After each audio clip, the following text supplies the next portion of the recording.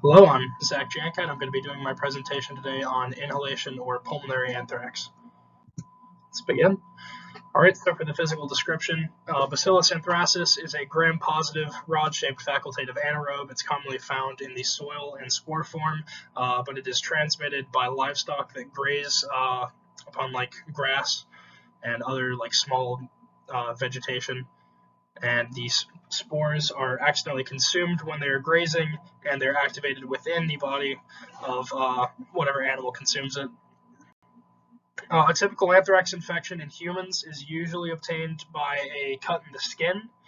However, it is possible to inhale anthrax spores, causing a severe and deadly respiratory illness. Here's a slide showing the physical characteristics of anthrax. On the left here, you can see, if you look closely, the little white dots that are forming inside of them, inside of the rods there. And on the right side here, we have I believe it's an electron microscope image of these spores. All right, so as far as its virulence factors, anthrax has two main virulence factors. There's a three-part protein toxin called anthrax toxin and a poly-D-glutamic acid capsule. The capsule functions as a virulence factor by preventing the neutrophils within the body from phagocytizing the bacteria or the spore. This allows anthrax to spread and causes systemic infection while evading your immune system. And the three-part anthrax toxin is the real kicker here. It consists of protective antigen, lethal factor, and edema factor, just as we mentioned in class previously. It's a three-part system that allows for the creation of two very powerful exotoxins that allow anthrax to spread.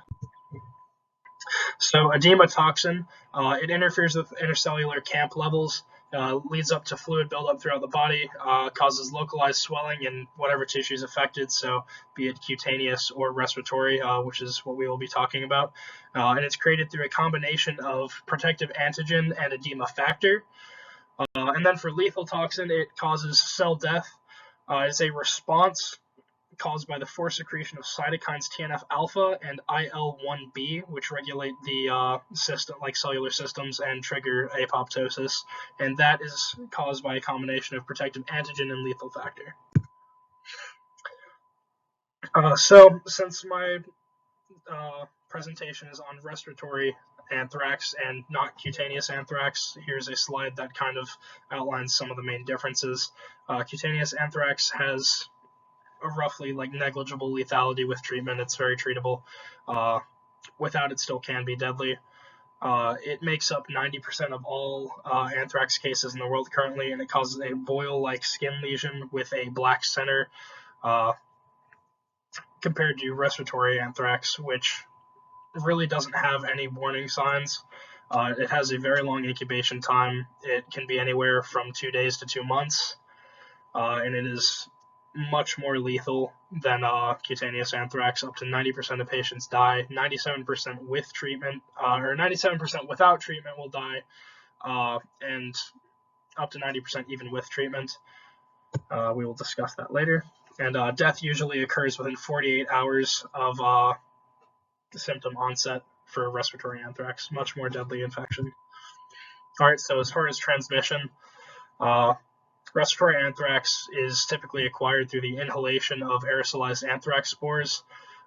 They typically don't spread from person to person. These spores are usually just in the environment. There's currently little evidence to show that anthrax spreads easily via person-to-person contact. As far as respiratory anthrax goes, the spores are not released when the patient coughs. Cutaneous anthrax, however, can spread via shedding. However, that's not important in regards to respiratory anthrax. However, something to note that the corpses of anyone or anything that has died from an anthrax infection, so that includes livestock, they pose a serious risk as a reservoir. The bacteria is capable of existing in high concentrations within the corpse, and that is due to the endospore-forming nature of the bacterium. And as discussed previously, livestock serve as a vector for anthrax. Due to this, vaccination among agriculture workers is pretty common.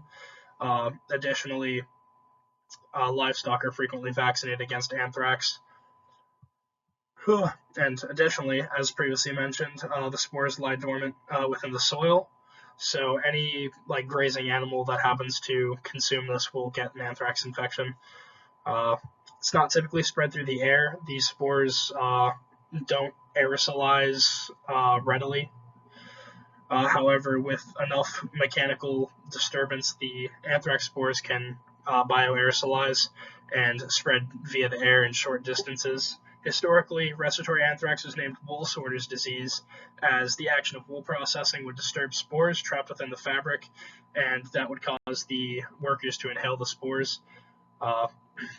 Just once again, because the spores typically cling to whatever they're on, and that disturbance causes them to go into the air. All right, so as far as the pathogenesis of anthrax, when inhaled, the anthrax spores will travel down the respiratory tract and they end up in the alveoli of your lungs. They remain dormant there for some time, and that's the causative agent for the like latent period of infection, where it can take up to 2 months for you to actually develop respiratory anthrax. They'll just be hanging out in your alveoli until your immune system recognizes them and picks them up.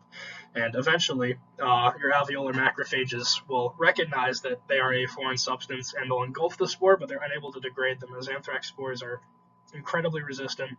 They're unable to be phagocytized. So these alveolar macrophages travel back to the lymph nodes surrounding the lungs in the respiratory tissue there, and it is actually there that the infection begins. Respiratory anthrax begins in the lymph nodes surrounding the lungs, rather than what one would assume would happen, which is the lungs being affected first, but that's not the case. So once in the lymphatic system, anthrax begins secreting its toxins and causes very severe, very sudden illness. And part of what makes the pathogenesis like really work here, and what makes it so deadly, is that in respiratory anthrax, your like the primary source of infection isn't really in the lungs. It is in the lymphatic system and lymphatic tissue surrounding the lungs, and it eventually spreads into the lungs from there.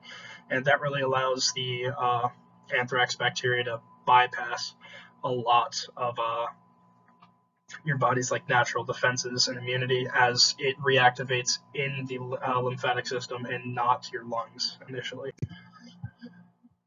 All right, so with the pathogenesis out of the way, now we're going to talk about the symptoms. Respiratory anthrax is characterized by two main stages of illness and symptom progression: the prodromal and the fulminant stage.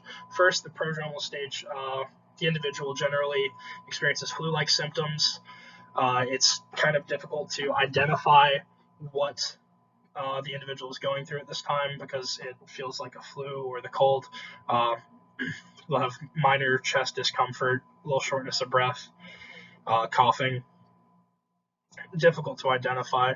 However, after roughly 2 days, the patient enters the fulminant stage, and the symptoms drastically worsen. Leads to a high fever, coughing up blood, nausea, trouble breathing.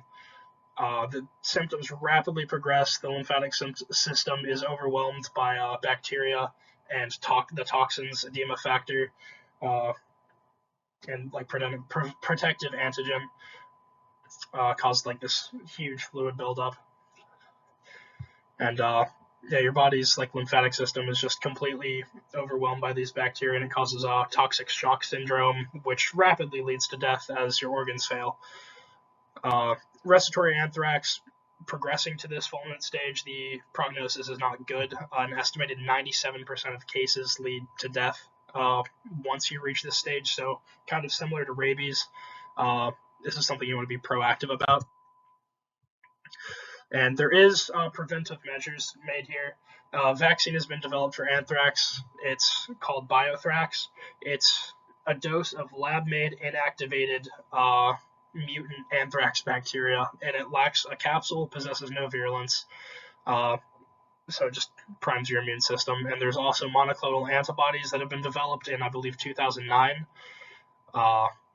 and they were developed as a emergency treatment for respiratory anthrax, and these work by neutralizing the toxins secreted, and it drastically improves the prognosis there. Additionally, a 60-day cycle of preventive antibiotics is recommended by the CDC in case of potential exposure to respiratory anthrax, because, of course, once it really progresses to the fulminant stage, there's not a lot that can be done to help you. And this is a bit of an aside, but I think it really sets apart respiratory anthrax rather than just cutaneous. Respiratory anthrax has a very long history of being tested as a viable bioweapon. This dates back to even World War II. The Japanese Unit 731, which was a covert research and development department of the IJA, they had experimented with it during World War II. Thousands of prisoners were actually exposed to anthrax. A lot of people died. And this goes even into the Cold War. Munitions were made. Cluster bomb systems actually were developed to deliver these.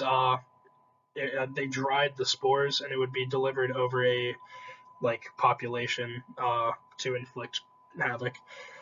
And actually, to this day, the United States has 10 million units of anthrax vaccine stockpiled in the event of something like that happening. And due to the spore-forming nature of anthrax, it's just easily dispersed via ammunition, and it's a highly lethal bioweapon. So to continue on this, it's claimed that the effect of a biological attack involving anthrax would have similar outcomes to that of a nuclear detonation. This is primarily due to the nature of the spores, how resistant to desiccation they are. The city would be uninhabitable for decades. The spores would create a exclusion zone that's similar to a fallout area from a nuclear detonation in terms of size and the duration that it cannot be inhabited. And this effect was displayed during the Grignard Island bioweapons test. I'm sorry, I can't pronounce that. And basically what Grignard Island was, it's a small inhabited island, or uninhabited island off the coast of Scotland. It was selected by the UK in 1942 to be used as a testing site for biological warfare, specifically an anthrax bomb. Once again, another World War II era test. So these cluster bombs were detonated over the island after they had placed 80 sheep just on the island as to test the efficacy of the bioweapon. And they used a modified strain called the Fallen strain. I couldn't find a whole lot of information about what specifically made it more virulent, but it was apparently a more transmissible version. And as a result of this, there were millions of spores spread across the island, and it was deemed uninhabitable for beast and man and was permanently closed. The sheep died within days of exposure, and the anthrax spore level in the soil was deemed completely unsafe. And in the 90s is when they actually decontaminated the island, because for a while they didn't know how. So what they did is they used a solution of seawater and concentrated formaldehyde and sprayed it over 480 acres of the land, and additionally the particularly contaminated areas, they had to remove the entire layer of topsoil. It was a very extensive process, and it really just goes to show how resistant these spores are. All right, here's all my sources. Thank you.